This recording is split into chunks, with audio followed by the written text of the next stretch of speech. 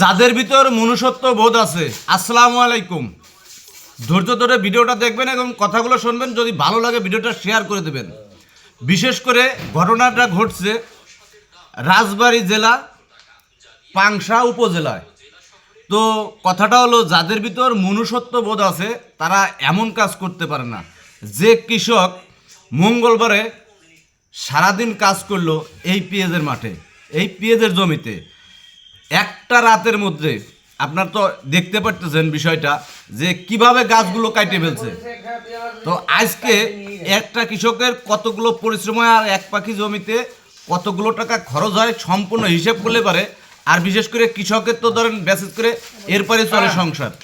তো তার যদি ক্ষেতটাই ধ্বংস করে দেয় তাহলে সে বাঁচবে কিভাবে?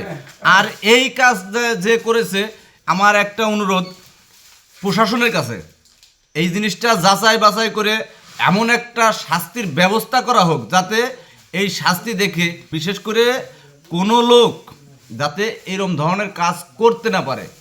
কিভাবে এমন কাজ করতে পারে একজন মানুষ যাদের ভিতর মনুষ্যত্ব আছে, সে কিভাবে এই কাজ করতে পারে?